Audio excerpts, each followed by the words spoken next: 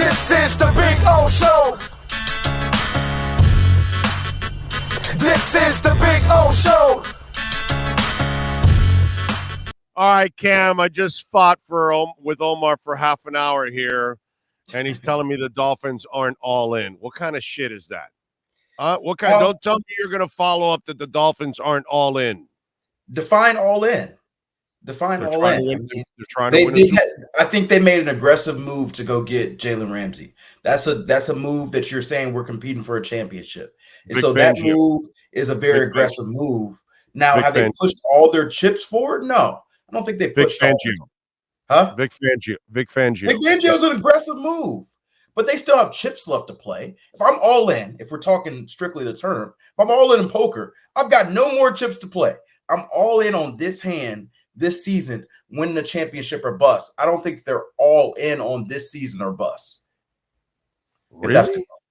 No, I think this roster is still built to win in 2024 and 2025. And I don't know that. I don't know about 2025. Maybe 2024. Maybe it's a 2-year run. Maybe it's a 2-year run. I think it's at the same token. In 3 years, you got to pay Tua, Jalen Phillips, and Jalen Waddle. That's correct. Correct. You're not all in at that point. At that point, maybe they are going for their push. You're turning some shit down. You're turning some shit down at that point. Gotcha. Yeah. You know what I mean? But these next 2 years, they're all in. You don't think? That's why I said it depends on your terminology. I think they've been aggressive. I don't know if they pushed all their chips in yet. Well, I mean, they still have. They can still go out and get a Jordan Poyer out there in the market. Right. They still get a right tackle, spend some money on there. So there are still 2 or 3 moves I think they could make to make this team a top. Because we're looking at the Chiefs and the Bengals, and right now, as the roster is currently stated, the Dolphins got a lot better. But I still don't know if I can pick them over the Chiefs or the Bengals. Is Wilkins getting his contract now or in June when they open up $13 million? I'm sure he'd love to get it as soon as possible, but no, I haven't heard any indication. My gut is telling me that this is going to be pushed to June because you get your $13 million from releasing Byron Jones, and you can pay Wilkins and you can pay your rookies with that money. Not that there's going to be a lot of rookies. Maybe Sealer gets his deal now, but I almost see Wilkins getting his deal in June. I don't know. I ask you because what are you hearing? Yeah, I haven't heard anything imminent in regards to a Christian Wilkins extension. This is around the time that you would, if they were doing a Wilkins extension to open up cap space for a free agency move, you've already heard some rumblings, or I believe I would have, and I haven't heard anything definitive. Not saying they haven't had conversations, but I don't get the feel that, hey, any day now we could hear about a Christian Wilkins extension. All right, and listen, obviously that's going to happen. I'm not worried about the Christian Wilkins extension. He's going to get it now or in June, whatever. I know he's going to get that. But when we look at another big move, we just talked about Jordan Poyer. Are you expecting some kind of a lineman, a Jordan Poyer, another kind of player? Yeah, I'm expecting them. One more big, not Jalen Ramsey but something that's a pretty big move. Jordan Poyer would be a pretty big move. Yeah, I think they've got at least 1 or 2 starter level moves left. I don't know what you consider a splash per se. It may be Jordan Poyer, it may be somebody else, but I think they're going to add at least 1 or 2 more starters. Caliber players. And so I think you'll see them add at the offensive line position. They've been looking and trying to find a right tackle that makes sense for them money-wise to come in and compete with Austin Jackson. And so maybe that's a guy who, if he loses that battle, becomes a swing tackle, or maybe it's a guy who's the clear right tackle. But a lot of that will depend on price. And then they have been looking still and trying to figure out the safety market and deciding whether they go get a depth option as like a third safety, or say we'll go get a Jordan Poyer and push Brandon Jones as down to the third safety. And so those are probably the 2 moves that I would keep my close eye on. And they'd also like to add another tight end to the room. Keep an eye on, a guy who I've been looking at a lot is Foster Moreau from the Raiders. He spent a lot of time with Frank Smith early in his career as a tight end coach. There, he's been the backup with the Raiders, but he's a guy who could play starter reps. And so the Raiders got rid of Darren Waller. Maybe they try to keep him, but that could be a guy to keep an eye on if the Dolphins want another tight end in free agency to fill up that room along with Durham Smythe. I almost feel like they're going in the draft at tight end because there's actually a couple of tight ends in the draft that do what they need. They certainly could. And it's a very deep tight end class. Yes. Daniel Jeremiah, our draft analyst, said it's the deepest tight end class he's seen in 10 years. And so you could certainly do that. The only issue is that you paying yourself a little bit in a hole and that you have to come out of it with a tight end, right? And so, if you're willing to do that, then go all in. But, not having a first round pick, you have other positions to kind of add as well. So I can see them going to draft a tight end. I can see them signing one of these guys. I can see them doing both. It's a new way of thought. You got to remember that Mike Gesicki and Hunter Long were both draft picks in the Brian Flores era, and Durham Smythe was as well. And so you get a chance to bring in your own guys. Mike McDaniel does, Frank Smith does. You get to see what they truly value at that position. Why haven't I heard anybody talk about Brandon Shell? What the hell's going on? He did. I think Brandon Shell is probably going to be a third wave free agent signing. He's a guy who's probably not going to cost a ton of money. Probably looking for more than what the Dolphins or another team may put out right now. And so it's probably a situation where you're swinging for bigger fish, but you always know that you have Brandon Shell to fall back on if you don't get that swing. Because if you remember, Brandon Shell was a free agent all the way up until when they signed him. What was that? August, September, something right around the start of the season. And so there wasn't a lot of interest with him initially. He played well last year, but I don't know if there's a huge rush to sign Brandon Shell at this point. Well, I know that David Long Jr., you didn't really get to see much of him because he was a youngin' when you left there, right? I spent some time in Tennessee a bunch. I've seen a lot of David Long.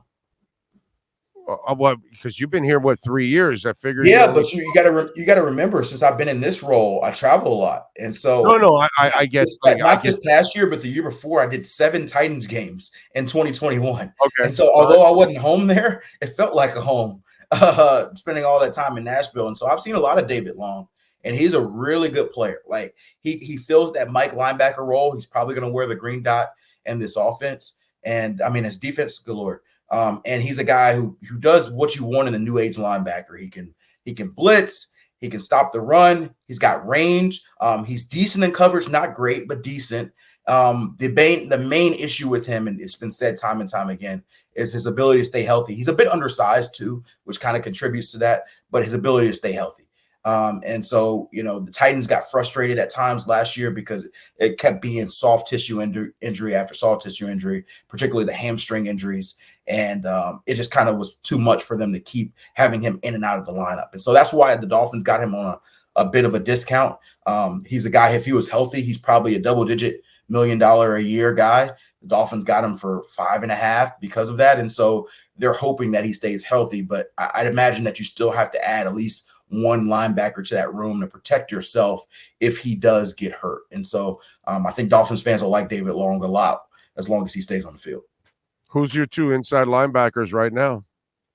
Right now it's Baker and David Long. But I'm still keeping an eye on, Baker's guarantee is coming up Friday.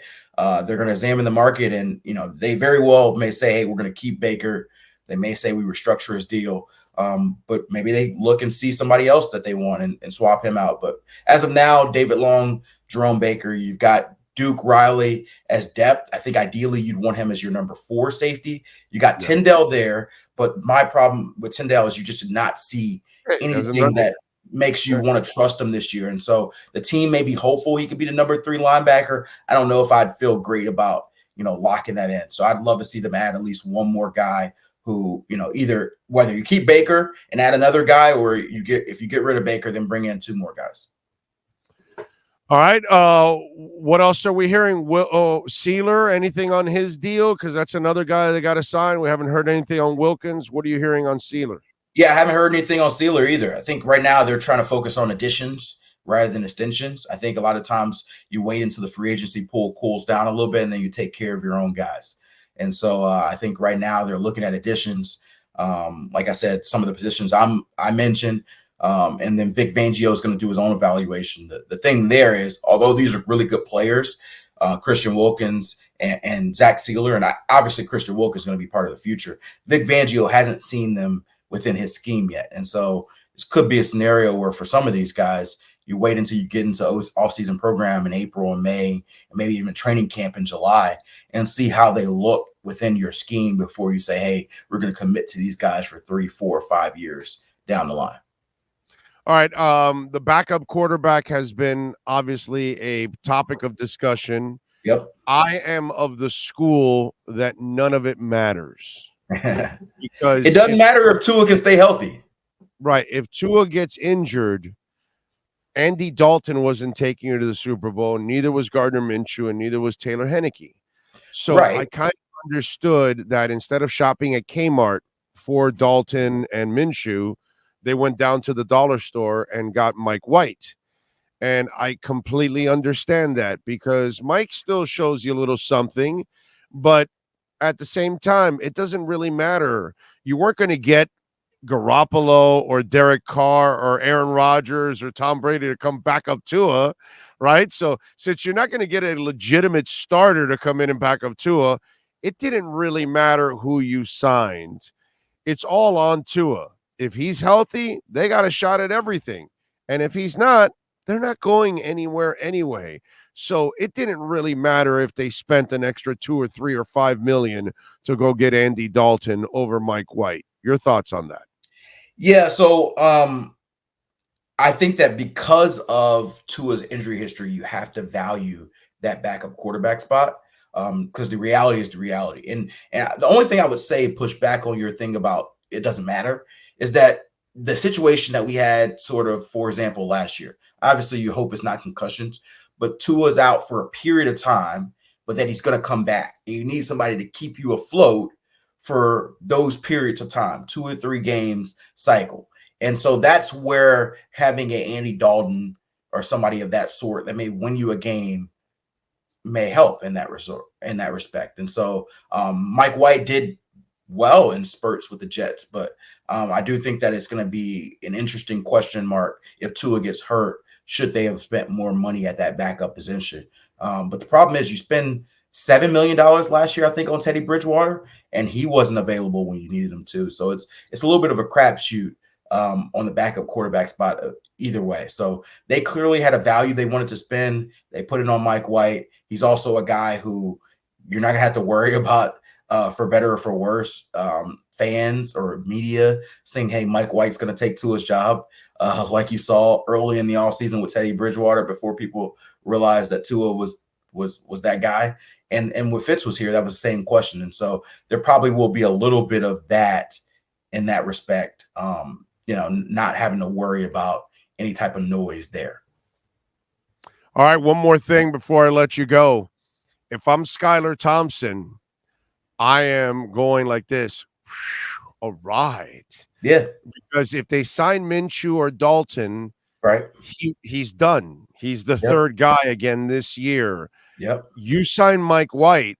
Dude, Mike White was in the NFL for 3 years in the practice squad with Dallas. Then he goes for 2 years with the Jets and he plays, and he's thrown double the interceptions and he's thrown touchdowns. So, I get everybody was wearing a Mike White shirt and all that with the Jets, but yeah, I get he's a Pembroke Pines kid and all that. And I got the same bullshit with Teddy Bridgewater and we get the same shit with Lamar Jackson, and people don't want to look at him for what they really are. They add a little boost because he's a local kid, and I get it. He's a local kid. But if I'm Skylar Thompson, I'm saying, brother, I got a shot at the number 2 job. I don't care what they're telling me. This guy ain't that much better than I am. I can go out there and beat him. If I'm Skylar, I'm happy about this move. Absolutely, because you get a chance not only this year but long term to be that backup quarterback. And Mike McDaniel's shown, particularly with Cedric Wilson last year compared to like Trent Sherfield and some of these other players, like even if you make money, if the other guy's better, I'm going to play the other guy. And so I can certainly see a scenario if Skylar outplays Mike White, that they would have Skylar as the true backup. And so, yeah, you're right. Gardner Minshew wouldn't have been the case. Andy Dalton, it wouldn't be a case. But Skylar continues to get a chance to compete. And they really like Skylar. Mike McDaniel really likes Skylar. And so I think ideally we talk about the money you're spending on the backup quarterback. Ideally, you get to a position where Skylar can fill that role for cheap. and you don't have to worry about spending $5 to $7 million on a backup quarterback every year. And so news for you guys, Jordan Poyer's re-signed with the Bills. And so there goes the Jordan Poyer market, but he returned to Bills Mafia. Yeah. So the signing of Jalen Ramsey and then some of the other ones kind of took him out of the picture, pretty much. This is also good for Brandon Jones. Yep. This means that Fangio looked at the tape and said, no, I can work with this kid. And so if you're Brandon Jones, you're also really happy because if they brought in an elite cover safety, then that would be a real problem for him, unfortunately. But he did get better in coverage last year, so I got to give him credit. He did. And so good for Brandon Jones. I still think they're going to continue to look. I don't think that the book is closed on a safety there, but maybe it's a guy who's more depth or competition than a clear starter, which obviously helps Brandon Jones. I'm with you. All right, what do you got going on in the NFL Network since they've got you really busy lately? Yeah, man, I'm actually at home for a few days. Luckily, I've been traveling everywhere across the country. And so I will be doing a free agency show. We have a free agency show that's running now from 11 to 3, and then I'll be on the 3 to 7 version of our show. So I'm gonna go run and get a quick workout and come back, shower, throw on a suit, and talk some Dolphins and NFL for the next 4 hours after that. Good stuff as always. Follow him on Twitter at Cameron Wolfe. Cameron, thank you, sir. We will catch up on Friday. Appreciate you. Appreciate you, bro. You got it. There you go, Cameron Wolfe. Good stuff as always. The Wolf Pack has been unleashed.